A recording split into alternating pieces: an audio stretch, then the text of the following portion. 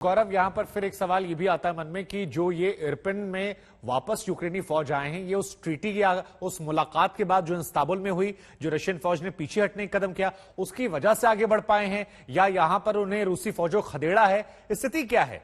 खदेड़ कर वहां पर पहुंचे हैं या रूसी फौज क्योंकि पीछे हट रही है, कीव से थोड़ी दूरियां बना रही है और ये कह रही है कीव पर हमला हम नहीं करेंगे, इस वजह से यहां पर पहुंचना आसान हो गया है?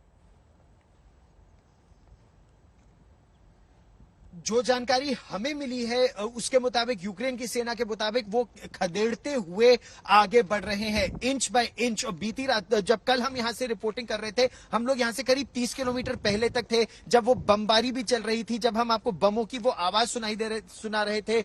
और उस समय ये कहा जा रहा था कि रूस की सेना पीछे हटते हुए भी अटैक कर रही है, तो ये उसके काउंटर अटैक्स हो रहे थे। उसके बाद यूक्रेन की सेना अब इस स्थान तक पहुंच पाई है और इसके बाद बस वो शहर का वो इलाका है जो पूरी तरह से प्रभावित है, उस तक अभी हम पहुंचने का प्रयास कर रहे हैं, लेकिन अभी क्लियरेंस उसकी नहीं है क्योंकि वो एरिया पूरी तरह से खाली नहीं कराया गया है। हम वहां पर भी जाके रिपोर्ट करेंगे, लेकिन डर जो ये है कि यहां पर रूस की सेना पीछे हटते हटते काफी जगह बारूदी सुरंग लगाकर गई है, माइंस लगाकर गई है कि किसी सैनिक ने दरवाजा खोला और वो फट गया और सैनिक हताहत हो गए। तो इस तरह का भी यहां पर काफी हो रहा है, इसीलिए बहुत ध्यान से वो आगे बढ़ रहे हैं। रूस दावा कर रहा है गुडविल जेस्चर के तहत वो पीछे हटे हैं ताकि कॉन्फिडेंस बिल्डिंग मेजर बने, लेकिन यूक्रेन ये कह रहा है कि रूस की सेना ने मुंह की खाई है, इसीलिए वो पीछे हट रही है और वो आगे बढ़ रहे हैं। तो दोनों ही तरफ से आपको बातें सुनाई दे रही हैं, लेकिन जो जमीनी स्थिति जो हम रिपोर्ट कर रहे हैं, बिल्कुल गौरव, देखिए अब गौरव एक सवाल इसीलिए मैं आपसे कह रहा हूं कि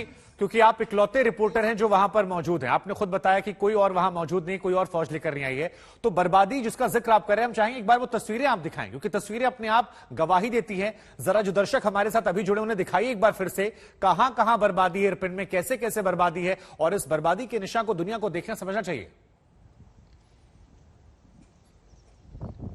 अगर आप ये मेरे पीछे देखें तो ये एक दफ्तर और वेयरहाउस की बिल्डिंग है जिसको पूरी तरह से तबाह कर दिया गया है। अगर आप उसके बाएं ओर देखें तो वो यूक्रेन की सेना के सिपाही हैं जो अभी मोर्चा संभाल रहे हैं। मोर्चा इसलिए संभाल रहे हैं क्योंकि खतरा यहां पर बरकरार है। ये हम बिल्कुल पाइनियर ट्रूप्स के साथ है, यानी जो सबसे आगे सिपाही चल रहे हैं, हम उनके साथ आगे चल रहे हैं। तो चाहे ये मर्सिडीज की वैन हो जो पूरी तरह से ध्वस्त हो गई हो, या फिर ये बिल्डिंग हो जो पूरी तरह से तबाह हो गई हो शेलिंग में, या फिर उसके आगे के वो घर हो जो घर पूरी तरह से ध्वस्त हो गए हैं। अगर आप चेकपोस्ट के आगे देखें, हालांकि चेकपोस्ट दिखाने की इजाजत नहीं है, लेकिन चेकपोस्ट के आगे अगर आप घर देखें तो वो घर भी पूरी तरह से तबाह हो चुके हैं और वहां भी कोई इंसान नहीं है। लेकिन क्या उन घरों में छिपकर भी फायरिंग हो सकती है, अभी हमें ये मालूम नहीं है।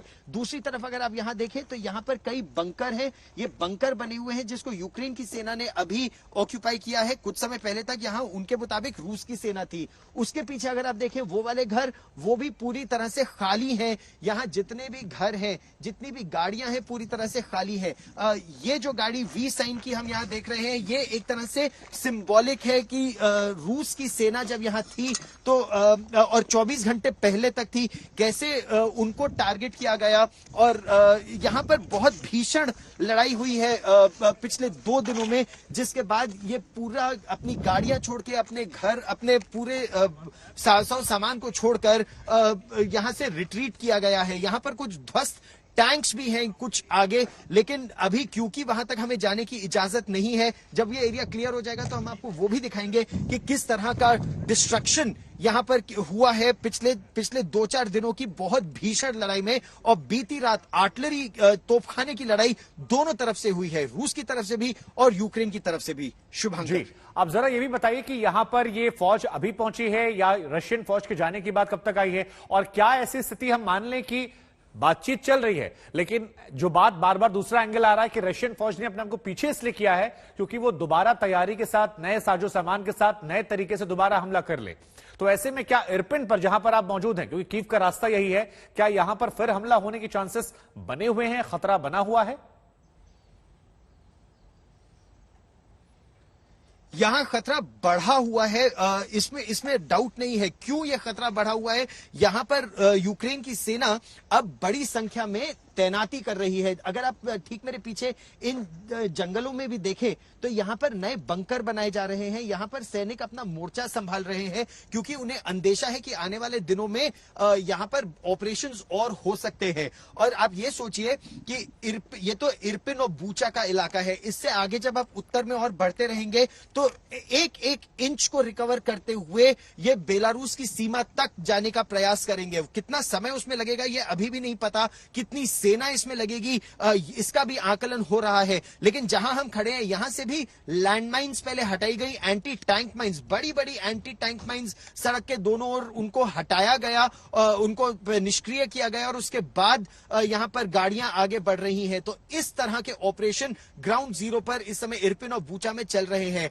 कुछ धमाकों की आवाज रुक रुक कर आती है, जो यहां की सेना के मुताबिक उनको जो भी एम्यूनिशन यहां पर था उसको डिफ्यूज किया जा रहा है। यूक्रेन की सेना का कहना है कि सोवियत एरा का एम्यूनिशन यानी 1991 से पुराना एम्यूनिशन भी उनको यहां पर मिला है, और वो बहुत ही डेंजरस होगा, क्योंकि जब लोग यहां पर हफ्ते 10 दिन 15 दिन जब भी वापस आना शुरू करें, अगर वो एम्यूनिशन कहीं खेतों में पड़ा मिला या घरों के पास पड़ा मिला तो उसको पहले निष्क्रिय करना बहुत जरूरी है, और उसी के बाद एक एरिया को क्लियर किया जाएगा सिविल पॉपुलेशन के जनता को वापस आने के लिए। वैसे इस पूरे इलाके में ना बिजली है, ना पानी है इस समय, ना गैस है, उसको भी रेस्टोर करने में कुछ समय लगेगा। 55% इस इलाके में इरपिन के मेयर के मुताबिक अभी बिजली पानी और गैस नहीं है। उसको जब एक बार दोबारा चालू किया जाएगा उसके बाद ही जनता अपने घरों में लौटने की हिम्मत कर सकेगी, और वो भी तब अगर रूस की सेना और पीछे हटे और शांति कायम हो।